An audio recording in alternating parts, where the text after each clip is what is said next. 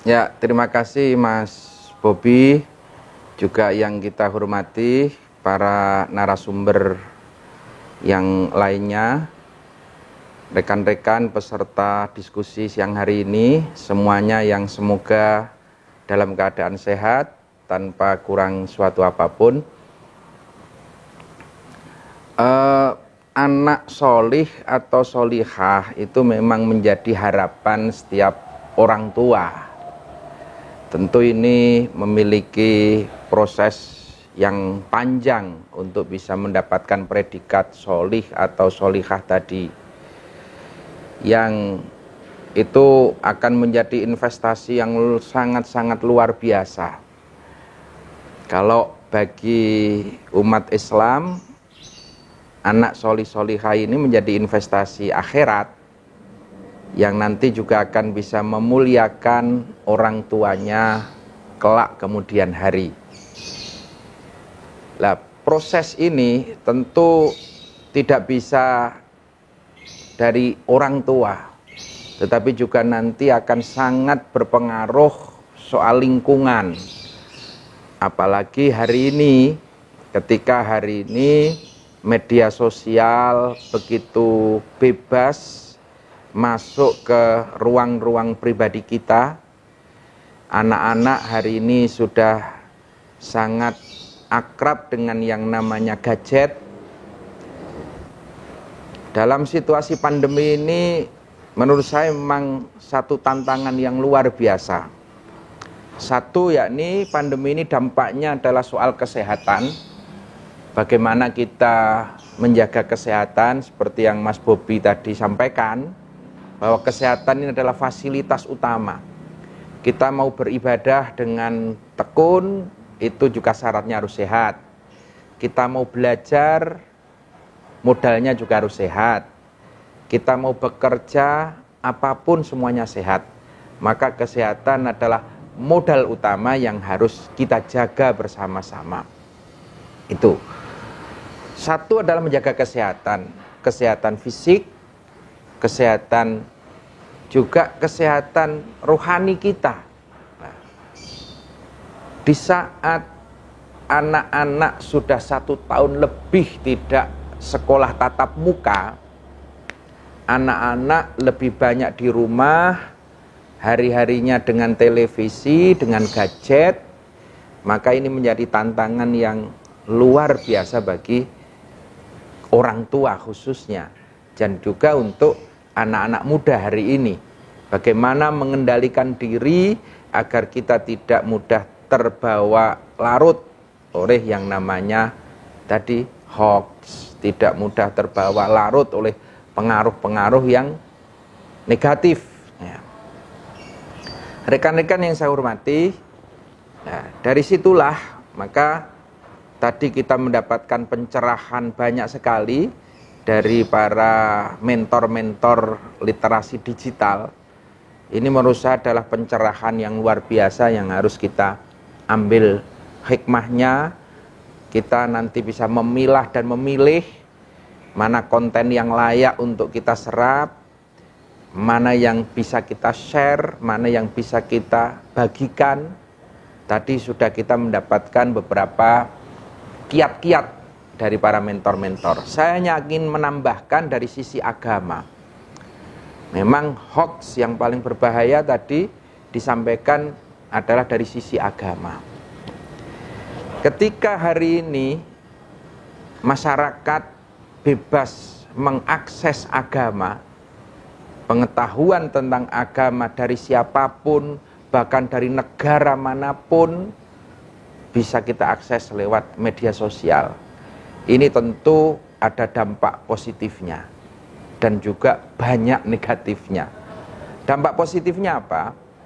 Orang sekarang bisa belajar agama tanpa harus datang ke masjid, tanpa harus datang ke gereja, tanpa harus masuk ke pesantren, tanpa harus ikut ngaji di madrasah, tapi cukup rebahan di rumah, buka gadget, bisa ngaji bareng ustadz-ustadz idola kita. Agama bisa diakses oleh siapapun, kapanpun. Ini salah satu nilai positifnya. Tetapi dampak negatifnya justru lebih banyak. Karena apa? Karena sekarang banyak orang-orang yang memahami agama tanpa ada gurunya, pembimbingnya yang jelas. Maka ibaratnya obat itu kan harus ada dosisnya, ada takarannya. Ketika kita sesuai dosis yang diberikan oleh dokter, maka insya Allah obat itu akan menyembuhkan kita. Tapi kalau Anda hanya ikut-ikutan hoax, ini minum obat cacing, ini minum tadi apa? Sapi, susu beruang, macam-macam. Jangan-jangan nanti malah overdosis, bahaya. Agama juga seperti itu. Agama juga ada tuntunannya. Lah repotnya, ketika sekarang masuk di dunia digital, kita di YouTube, kita di media sosial, itu yang ada apa? Antara tokoh agama, ustadz atau kiai yang punya basic pendidikan jelas dengan yang hanya muncul sebagai selebriti, ini sekarang posisinya sama kalau di media sosial. Jadi tolong yang perlu saya ingatkan untuk teman-teman muslim khususnya, ketika Anda belajar agama, Anda usahakan yang pertama harus punya guru secara khusus. Kalau dalam bahasa kita wajhan biwajhin, ketemu langsung dengan kiai kampung, imam suro, musola atau di pesantren. Kalau Anda bisa belajar langsung, itu Anda akan bisa sempurna. Anda bisa belajar mulai dari stepping, dari tahap yang rendah, naik, dosisnya pas. Ilmu yang Anda dapatkan akan bermanfaat. Yang kedua, ketika Anda memang harus belajar melalui media sosial, boleh apa enggak? Ya boleh dong. Media sosial ini juga karunia dari Allah, dari Tuhan juga, tinggal pemanfaatannya.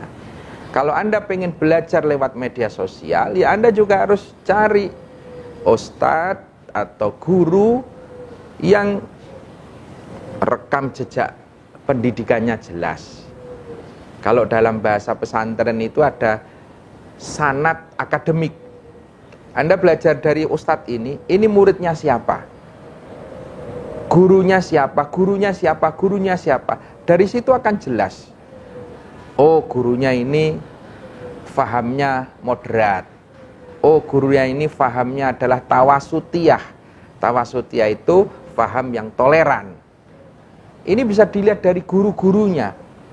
Tapi kalau Anda hanya belajar dari ustadz karena lihat followernya yang banyak jutaan, wah ini lagi ini lagi pop ini. Tapi tidak jelas gurunya, hati-hati. Anda hati-hati. Kalau Anda sudah kadung cinta, kadung ngefan, nanti dia punya fatwa yang menyesatkan, dia punya fatwa yang berbeda dengan kebanyakan masyarakat, Anda akan bingung sendiri. Nah, dari situ maka kita harus jelas. Cari guru, ustadz yang jelas jenjang pendidikannya. Yang kedua juga, ya kalau memang memungkinkan kan rekam jejak itu, guru itu kan dari akhlaknya. Maka dikatakan bahwa lisanul hal afsahu min lisanil maqal, bahwa perilaku, contoh ini sebetulnya akan lebih mudah dipahami oleh kita daripada segudang kata-kata. Kalau kita melihat ustadz kita di kampung itu bagaimana cara bertetangga yang baik, itu merupakan ilmu yang harus kita ambil. Kita melihat ustadz di kampung, guru, kiai-kiai kita di desa-desa itu bagaimana tawadhu, andap asor atau rendah hatinya, suka menolong, itu jelas. Ringan tangan, menolong orang miskin, itu kita bisa rekam langsung. Berbeda kalau Anda hanya lihat di tampilan di YouTube yang sering bagi giveaway, seneng ngajak sedekah, tapi prakteknya, lapangannya seperti apa? Tidak jelas kan? Nah, maka akan lebih bermakna ilmunya ketika kita mendapatkan guru yang kita bisa rekam kesehariannya, perilakunya. Karena di situ kita tidak akan mendapatkan hanya ilmu pengetahuannya, tetapi juga kemanfaatannya ilmu dan keberkahannya ilmu. Ini penting. Agar ilmu yang kita dapatkan, agama yang kita serap, itu tidak hanya menjadi pengetahuan, tetapi juga betul-betul menjadi pengamalan. Ya. Kembali kepada solih tadi, ya. Solih itu ada dua hal. Jadi kita tidak berharap anak kita atau kita pribadi ini hanya solih secara ritual. Rajin ke masjid, rajin berdoa, tetapi tidak memiliki solih secara sosial. Nah, ini yang sekarang dibutuhkan. Karena kita tidak bisa hidup sendirian. Bagaimana kita bisa mentenggang rasa terhadap tetangga kita yang mungkin berbeda keyakinan, yang mungkin berbeda agama, yang mungkin berbeda selera. Lah, disitulah manusia tidak cukup hanya solih secara ritual, tetapi kita juga bagaimana menjadi manusia yang solih secara sosial. Bahasa dalam agamanya, orang tidak cukup hanya hablum minallah, berbuat baik kepada Allah, kepada Tuhan, tetapi juga ada hablum minan nas. Kita harus berbuat baik terhadap sesama. Nah, ketika kita berbicara nas, ya ayyuhan nas, nas ini manusia. Manusia ini tentu beraneka ragam. Maka Rasulullah Muhammad SAW ketika dakwah pertama kali di Madinah itu menggunakan kata-kata ya ayyuhan nas, wahai manusia. Karena Rasulullah paham di depannya ini majmuk. Madinah itu seperti Indonesia. Ada umat muslim, ada yang non muslim, ada Nasrani, ada Yahudi. Maka Rasulullah menggunakan ya ayyuhan nas, tidak ya ayyuhalladzina amanu mamanya. Tidak menggunakan ya ayyuhal muslimun, tapi ya ayyuhan nas. Karena apa? Karena Rasulullah itu sadar bahwa Rasulullah itu diutus di muka bumi bukan hanya untuk umat Islam, tapi untuk menyayangi, mengasihi seluruh umat yang ada di muka bumi. Wa ma arsalnaka illa rahbatan lil alamin. Nah, ini yang harus dipahami oleh anak-anak kita mulai sejak kecil. Bagaimana anak-anak ini mulai kita kenalkan terhadap keanekaragaman. Ini harus mulai dibentuk sejak kecil. Anak-anak harus mulai tahu bahwa dek, selera kamu dengan kakak kamu tidak sama, nggak apa-apa. Kamu mau minta bakso, kakaknya ngotot minta mie ayam, beda nggak apa-apa. Wong juga sama-sama makanan halal, bergizi, namanya kan seperti itu. Dari mulai soal makanan, dari mulai soal pemilihan baju, warnanya nggak sama, nggak apa-apa. Jangan biasa diseragamkan. Nah, nanti ketika menginjak dewasa, anak-anak mulai kita kenalkan terhadap lingkungan yang juga tentu berbeda-beda. Maka insya Allah secara psikis anak-anak akan siap. Nah, ketika psikisnya siap, ditambah lagi dengan pemahaman tentang keagamaan yang komprehensif. Jangan sepotong-potong loh memahami agama itu loh. Bahwa Allah itu menciptakan manusia ini memang beraneka ragam suku, beraneka ragam warna kulit, beraneka ragam keyakinan. Nah, ini jelas dalam Al-Quran gitu loh. Jadi manusia yang beraneka ragam ini memang sudah dari sononya given.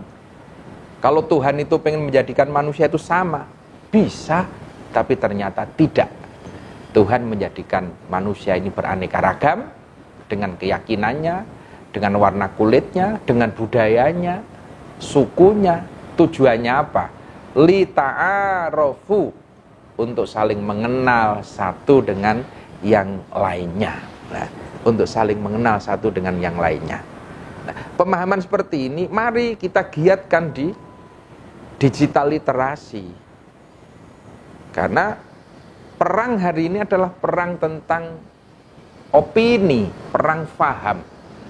Kalau kita ini yang memiliki faham moderat, kita ini yang menjunjung tinggi toleransi, ketika melihat hoax kita hanya diam, tidak ikut mengkanter. Ketika melihat hoax kita hanya diam, maka ya dunia akan hancur. Kebenaran yang diucapkan salah, maka masyarakat akan memahami bahwa kebenaran itu adalah sebuah kesalahan. Sebaliknya, kesalahan yang ketika itu di-branding, ditrendingkan menjadi sebuah kebenaran. Benar. Maka lambat laun publik akan memahami yang salah itu bisa menjadi benar. Nah, maka disinilah ini menjadi tanggung jawab kita bersama-sama, terutama para tokoh-tokoh agama, penggiat-penggiat agama, semua saja. Karena kalau kita tidak berbicara soal ini, maka kita akan dilibas oleh mereka-mereka. Saya teringat betul apa yang disampaikan oleh Gus Mus, guru saya, guru kita bersama, kiai kita. Gus Mus pernah menyampaikan, iki zaman wis beda. Nek biyen sing waras ngalah. Itu loh. Tapi zaman sekarang sudah berbeda. Saiki sing waras ojo ngalah. Kalau Anda memiliki kapasitas keilmuan, Anda memiliki kredibilitas keagamaan, melihat ketimpangan, penyesatan seperti itu, Anda kok diam, Anda ikut berdosa. Maka Anda harus ikut berbicara untuk meluruskan keadaan. Maka sing waras ojo ngalah. Nah ini harus kita dukung bersama-sama agar dunia media kita ini sehat itu loh. Karena yang paling berbahaya itu adalah hoax yang berbungkuskan dalil, ayat, hadis. Dalilnya benar, hadisnya sahih, tapi pemahamannya yang dipelintir ke sana kemari. Kalau dalam bahasa kita ada namanya qaulul haq urida bihil batil. Dalilnya pas, hak betul, tapi niatnya, tujuannya yang tidak betul. Apalagi dalam situasi pandemi Covid ini, mari kita bersama-sama, kita luruskanlah. Contoh ini besok, PPKM darurat, tidak boleh sholat di masjid, masjid suruh tutup. Wah, ini pasti akan muncul hoaxnya. Wah, ini pasti kerjaannya Yahudi, ini pasti kerjaannya Zionis yang pengen menghancurkan Islam, berkedokkan Covid, masjid-masjid disuruh tutup, umat Islam jangan kalah. Nah, ini bahaya. Narasi-narasi seperti ini yang menyesatkan. Padahal kalau Anda mau belajar agama, di situ ada kaidah mengatakan hifdun nafas muqaddamun ala hifdiddin. Menjaga kesehatan, menjaga keselamatan jiwa, ini wajib didahulukan daripada menjaga agama. Hujan deras, kita boleh kok nggak Jumatan? Itu uzur Jumat. Apalagi sekarang lagi hujan virus. Ini logika sederhana saja lah. Kalau Anda diperintahkan sholat di rumah, sholat di rumah. Jangan Anda terbawa hoax, narasi-narasi yang justru menyesatkan kita. Masjidil Haram, Masjid Nabawi, kurang ampuh apa Masjid di Makkah itu pun sempat tutup gara-gara pandemi. Apalagi hanya di masjid di kampung-kampung kita. Kalau memang itu zona merah dan oleh pemerintah setempat ditetapkan zona merah, tutup, ya tutup dululah. Karena agama itu untuk manusia. Kalau manusia tidak bisa menjaga diri, manusianya sakit, mati, masjid untuk siapa? Untuk siapa? Maka sekali lagi, hifdun nafas muqaddamun ala hifdiddin. Haji ditunda. Karena apa? Ya karena soal kesehatan. Jangan Anda terbawa hoax. Wah, ini haji ditunda karena duitnya habis untuk membuat proyek tol. Duitnya habis dibawa ke negeri Cina. Waduh. Ini namanya dhol wa adollu, sesat dan menyesatkan. Anda harus berhati-hati betul. Karena isu-isu agama ini sangat-sangat sensitif. Mereka menggunakan dalil lagi. La taqumus sa'ah hatta la yuhajja al-bait. Tidak akan datang hari kiamat kecuali Baitullah Makkah sudah sepi, tidak ada yang haji. Berarti menyetop haji ini mempercepat kiamat. Wah, ini kan ya Allah, padahal dalil itu ya betul. Memang salah satu tanda-tanda hari kiamat itu kalau Makkah sudah sepi, tidak ada yang haji. Loh, tapi Indonesia tidak haji. Di sana masih ada 60.000 besok yang haji. 60.000 jik rame loh. Durung sepi. Jadi insya Allah lah, jangan terlalu khawatir. Kiamatnya masih didelay lah. Kiamatnya masih agak panjang. Tapi kita harus tetap siap-siap gitu loh. Tapi jangan terbawa soal isu itu maksudnya. Nah, sekali lagi, dalam pandemi Covid ini intensitas hoax saya yakin semakin tinggi. Orang banyak yang nganggur, banyak yang kehilangan pekerjaan, ngelamar jadi buzzer gratisan bayar. Nah, maka kita harus bisa menjaga diri kita, anak-anak kita, keluarga kita, agar jangan mudah percaya terhadap hoax. Terutama, mohon maaf, ibu-ibu, ini lebih sensi, lebih gampang untuk diprovokasi. Nah, ini harus lebih hati-hati, agar sekali lagi kita harus cek apa tadi yang sudah menjadi kiat-kiat dari para penggiat literasi tadi, Anda terapkan. Kalau soal agama, bertanyalah kepada ahlinya. Bertanyalah kepada ahlinya. Nah, orang-orang yang jelas nasab keilmuan pendidikannya, ingat, orang-orang yang jelas akhlak kesehariannya, karena agama itu akhlak, bukan hanya otak. Akhlak. Otak sepintar apapun, kalau akhlaknya jelek, tidak ada artinya bagi agama. Nah, itu mungkin sedikit tambahan dari kami. Nanti bisa kita lanjut lagi pada diskusi. Terima kasih Mas Bobi, saya kembalikan lagi. Salam sehat untuk semuanya. Assalamualaikum warahmatullahi wabarakatuh.